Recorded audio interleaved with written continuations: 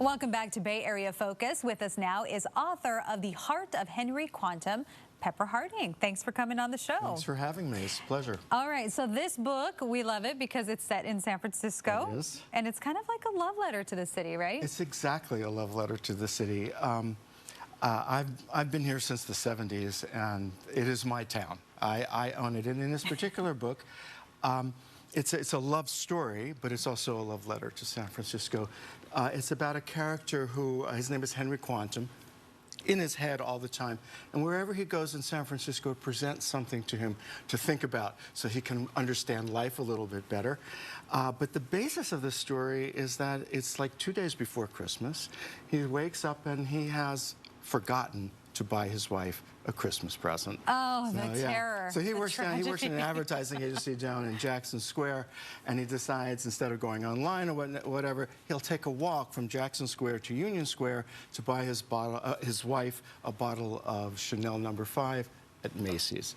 And so we can follow him through San Francisco as he takes his walk, and unfortunately on the way, or unfortunately, he runs into his old girlfriend. Oh. So, and that sets the plot in motion. So a lot happens between the start of that trip to the bottle of cologne. All right, so what inspired you to write about the city? Obviously, you love it. Yeah, well, a couple of things. One is that I've moved from San Francisco. I live in Sonoma now, okay, and I miss it terribly.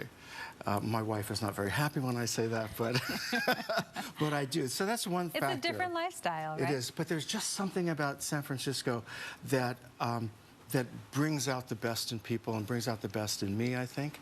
And I just wanted to write about it. My other books are not about San Francisco, and so this is just placed where I am, and I had so much fun writing it. Do you have a favorite part?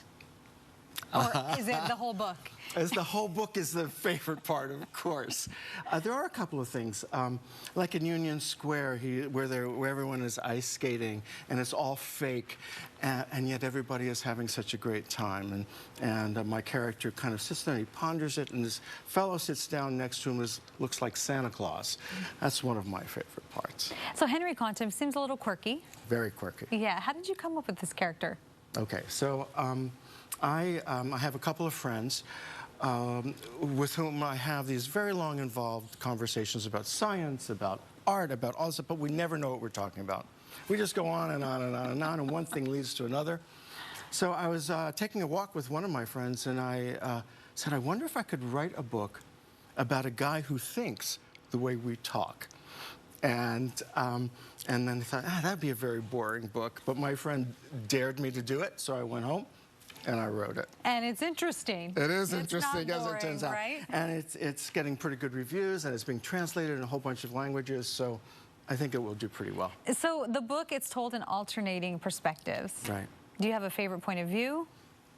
No, I love all my characters. So the way I write is I don't have a plot in mind. I just have characters, and I let the characters do what they do, and they kind of come into conflict with each other. That creates a story.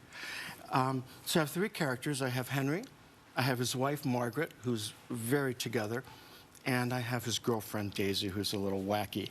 And I just have the ability, I guess, to inhabit these characters, whether they're male or female, young or old. It's so much fun. Any significance of the bottle of Chanel No. 5? Sure. Chanel, this guy has not purchased his wife a Christmas gift. And what does he think of? He thinks of a bottle of perfume, which is like the most basic gift. But it's the gold standard in his mind, right? Yes. Chanel No. 5. So at least he's at that level.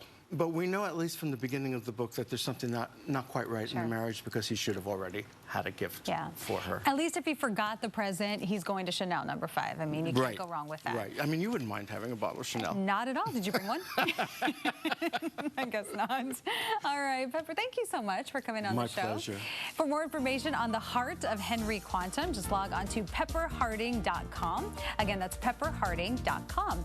Coming up next, my colleague Ann Makovic interviewed the dog whisperer, Cesar Millan.